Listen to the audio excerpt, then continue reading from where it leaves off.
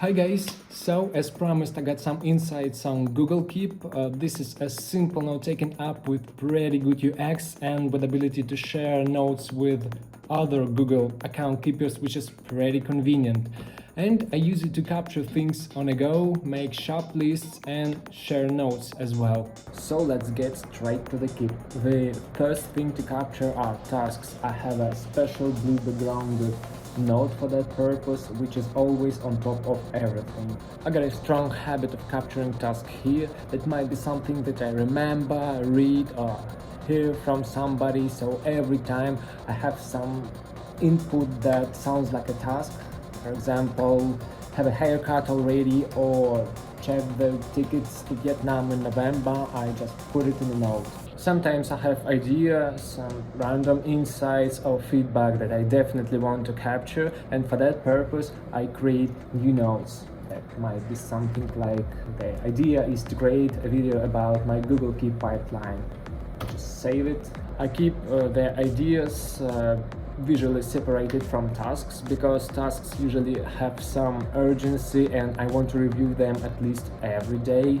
But ideas and other notes I take usually must be postponed to when I have time to think and decide what to do next with them, or even archive them and get to them later. So, what review do I have on my tasks income on a daily basis?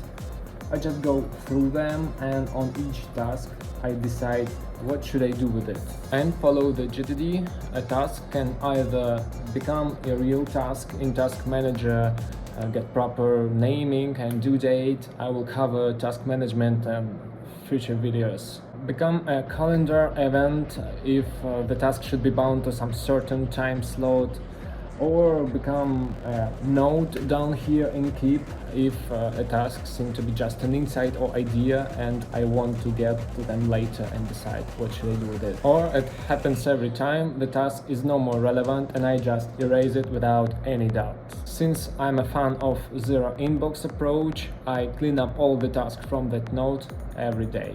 About notes, I usually check the amount every day, and if I got more than 5, I put a task in my task manager and go through them during my free time and sort them out. If I don't have time, I just move that task to weekend or any other time and move on the review itself. I get them either to my knowledge base, ideas list, or maybe just archive or delete it. Also, I found a very cool feature about how to use labels and archive in Keep. When I get some note, for example, it's gonna be a mix.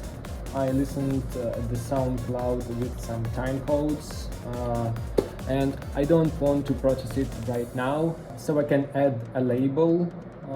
Let's say it's gonna be a music label, and archive that note, so it disappeared from the main view and doesn't bother me anymore on a daily basis. But later, when I want to listen the music, I can just go to the music label and here we are, all my time codes and all the notes I got from my SoundCloud over there.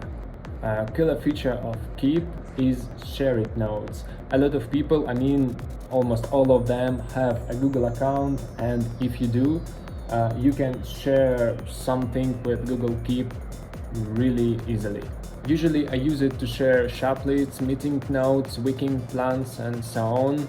The person I share it with doesn't have to sign up to something or download any apps, so he or she will have an access to read and update notes, which is really convenient.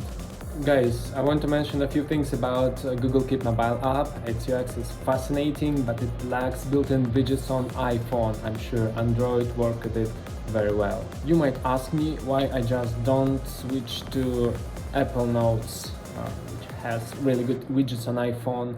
It makes sense, but speaking of operating systems, I'm a big fan of Windows and it just isn't possible to use Apple Notes on Windows, so I can't use it with my desktop, unfortunately.